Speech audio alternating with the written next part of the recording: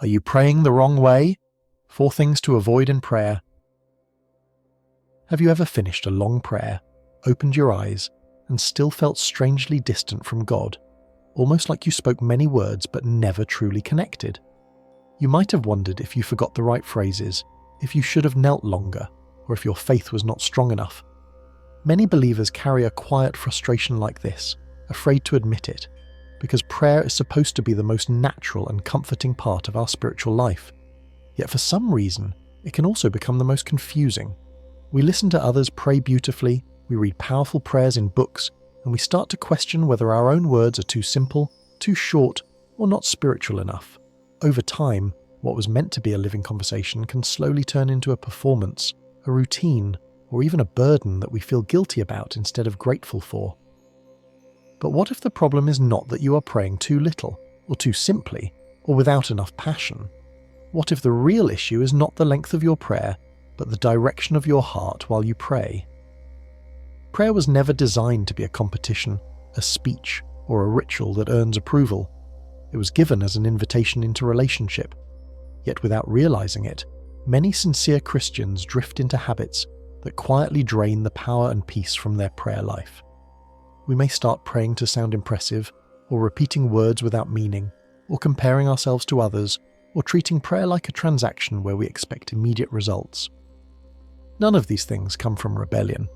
They often come from good intentions mixed with misunderstanding. The surprising truth is that you can love God deeply and still approach prayer in ways that limit your growth. This is not about shame or fear, it is about awareness. Just as a child learns to speak more clearly over time, believers also learn how to pray with greater honesty, humility, and trust. When we gently examine our habits, we do not discover condemnation, we discover freedom. The goal is not to find fault with yourself, but to remove the invisible barriers that keep your heart from resting fully in God's presence. Prayer is not about perfect words, it is about an open heart. And sometimes, the smallest adjustments can open the largest doors in our spiritual life. The Pharisee and the tax collector. Imagine walking into a place of worship and hearing 2 very different prayers rising at the same time. One voice is confident, polished, and full of impressive words. The other is quiet, almost hesitant, barely above a whisper. Jesus once described this exact moment to reveal something uncomfortable but deeply freeing. A Pharisee stood proudly, thanking God that he was not like other people. His prayer sounded spiritual, but it was filled with comparison. Just a short distance away, a tax collector would not even lift his eyes. He simply asked for mercy. No eloquence, no long speech, just honesty. And Jesus said it was the humble man, not the impressive one, who went home justified. This scene confronts a subtle danger that many sincere believers never notice in themselves. Prayer can slowly turn into a mirror where we admire our own goodness, instead of a window where we seek God's grace. We might never say the Pharisee's words out loud, yet the attitude can quietly slip into our hearts. We compare our discipline with someone else's weakness. We thank God for our obedience while secretly measuring ourselves against others. The problem is not gratitude. Gratitude is beautiful. The problem begins when gratitude shifts into self-congratulation. At that moment, prayer stops being connection and starts becoming self-promotion. Humility does not mean speaking poorly of yourself or pretending you have no strengths. Humility means remembering the source of every strength. The tax collector's short prayer carried more spiritual weight because it was rooted in truth. He did not defend himself. He did not perform. He simply came as he was. This teaches us that God is not impressed by polished language or spiritual resumes. He is drawn to honesty. When you enter prayer without comparison, without trying to sound better than you are, you step into the same freedom that man experienced. Confidence in prayer is not pride when it rests on God's mercy rather than your own achievements. The moment you stop trying to look righteous and simply ask for grace, prayer becomes lighter, clearer, and far more powerful. The prophets of Baal and Elijah. Another striking picture appears on a mountain where hundreds of prophets shouted for hours, trying to gain the attention of their God. They raised their voices, repeated the same cries again and again, and even hurt themselves in desperation. The scene was loud, emotional, and exhausting. Then Elijah stepped forward. His prayer was short, it was calm, it was focused, and the response from heaven was immediate.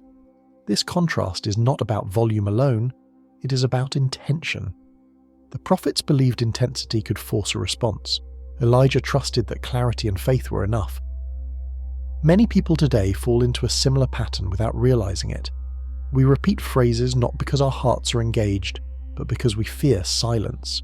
We raise our voices thinking louder means stronger. Yet sometimes noise is not faith. Sometimes it is anxiety trying to convince itself that it believes. Repetition is not wrong by itself. Jesus repeated prayers in moments of deep sorrow. The difference lies in awareness. Meaningful repetition comes from meditation and sincerity. Empty repetition comes from habit and fear. The lesson here is not that long prayers are bad or short prayers are superior. The lesson is that God does not require theatrics to listen. Elijah's brief prayer revealed confidence rooted in relationship, not performance. When your words are intentional, even a few sentences can carry great depth. When your heart is distracted, even many paragraphs can feel hollow. Silence before speaking can sometimes prepare your spirit more than speaking without pause. Prayer becomes richer when you allow space for reflection, when each word carries intention instead of urgency. In a world full of constant noise, the courage to pray with calm focus can be one of the most powerful expressions of trust you will ever practice. Hannah's silent prayer.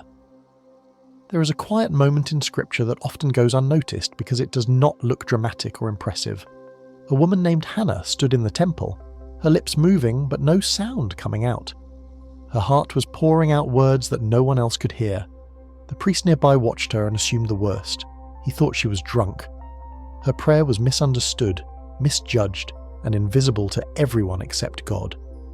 Yet that silent conversation became one of the most powerful turning points in her life. From that unseen prayer came answered hope, renewed strength, and eventually the birth of a child who would grow into a great leader. This scene reveals another mistake many believers quietly carry. We sometimes assume prayer must follow a visible formula to be valid. We think it only counts if it is spoken clearly, long enough, or in a certain tone. Hannah shows the opposite. Her prayer was sincere even though no one else could hear it. God was not waiting for volume. He was attentive to intention. Some of the most genuine prayers never reach human ears. They happen in crowded buses, in hospital corridors, in late-night kitchens, or during silent tears that words cannot fully express. When you realize that prayer is not a performance for others, you are released from the fear of being judged for how you pray. There is also a comforting truth hidden here. Being misunderstood by people does not mean you are unheard by God. Hannah's lips moved without sound, yet her faith spoke clearly. Many believers hesitate to pray because they feel their words are clumsy or incomplete. But prayer was never meant to be a speech contest. It is an open door. When you bring your true emotions instead of polished sentences, you step into a deeper authenticity. Quiet sincerity often carries more spiritual weight than loud formality. The freedom to pray silently, honestly, and personally removes the pressure to perform and restores the peace that prayer was always meant to bring. Unifying principle. God responds to heart alignment, not performance. When you place these three scenes side by side, a clear pattern begins to appear. One man prayed with pride and comparison, another group prayed with noise and desperation, and a woman prayed with silent sincerity. Different voices, different styles, different environments, yet one truth runs through all of them. God was not measuring their volume, vocabulary, or visibility. He was responding to the alignment of their hearts. The tax collector's humility opened the door to mercy. Elijah's focused trust revealed confidence in relationship. Hannah's quiet honesty demonstrated deep faith without display. The common thread is not technique, it is intention. This principle gently challenges a common misunderstanding. Some people treat prayer like a transaction, believing the right formula will guarantee the desired outcome. Others fear that without perfect wording their prayers will not count. Both views place pressure on performance rather than trust. Prayer is not a negotiation where we convince God to act. It is a transformation where we allow God to shape us. Structure can be helpful, traditions can be meaningful, and prepared words can guide us, but none of these replace sincerity. When structure becomes the center, connection fades. When the heart becomes the center, even simple words become powerful. The unifying truth is freeing rather than heavy. You do not need to compete, shout, or impress. You are invited to align your heart with humility, clarity, and authenticity. Performance seeks approval. Alignment seeks relationship. Performance asks, did I do it right? Alignment asks, was I real? When you shift from one to the other, prayer stops feeling like a test and starts feeling like home. Modern application, practicing intentional honest prayer today.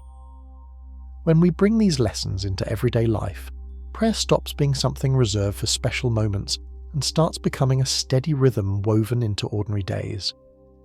The challenge for many people today is not lack of belief, but lack of focus. We live in a world filled with notifications, constant noise, and endless multitasking. It is easy to say a quick prayer while scrolling a screen, driving through traffic, or rushing between responsibilities, yet feel disconnected afterward. The issue is not that short prayers are wrong. In fact, brief, sincere prayers can be deeply meaningful. The issue appears when prayer becomes another task squeezed between distractions, rather than a moment of intentional presence. Intentional prayer does not require long hours or perfect silence. It begins with small choices that create space for honesty. Setting aside even a few consistent minutes each day can reshape your spiritual awareness more than occasional dramatic efforts. It might be a quiet moment before stepping out of your car to enter a difficult meeting, a whispered sentence before making an important decision, or a calm pause at night when the house finally grows still. These moments do not look impressive from the outside, yet they build a steady inner foundation. Over time, they train your heart to approach God with openness instead of urgency. Another important practice is removing comparison from your prayer life. Spiritual comparison is one of the fastest ways to drain joy. Hearing someone else pray eloquently can inspire you, but it can also create silent pressure if you believe you must sound the same. Your prayer voice does not need to match anyone else's style. Some people pray with many words, others with very few. Some write their prayers, others speak them, and some simply sit in reflective silence. Authenticity is not found in copying methods. It is found in expressing your true thoughts and emotions without fear of being evaluated. Listening is also a part of intentional prayer that many overlook. Prayer is often described as speaking to God, but it is equally about creating space to reflect, to become still, and to notice gentle inner guidance. This does not mean expecting dramatic signs or voices. It means allowing your mind to quiet enough that wisdom, conviction, or comfort can surface. In a culture that celebrates constant talking, learning to pause can feel unfamiliar, yet it is one of the most transformative habits a believer can develop. Silence is not emptiness. It is room for clarity. Practical steps can make this approach sustainable. Choose a consistent time rather than waiting for the perfect mood. Keep your words simple and sincere instead of searching for impressive language. Release the pressure to feel a certain emotion every time. Some days prayer will feel deeply moving, other days it will feel calm or even ordinary. Consistency matters more than intensity. Just as relationships grow through regular conversation, rather than rare grand speeches, your spiritual life strengthens through steady connection rather than occasional extremes. The modern world offers endless opportunities for distraction, but it also offers countless quiet moments hidden in plain sight. A few seconds before opening a door, a calm breath before sending a message, a reflective pause while watching the sunrise. These small practices remind you that prayer is not confined to buildings or schedules. It is an open invitation carried into every environment. When you remove performance, comparison, and noise, what remains is a simple but powerful truth. Prayer becomes less about saying the right thing and more about being fully present. And in that presence, even the shortest honest sentence can become a doorway to peace.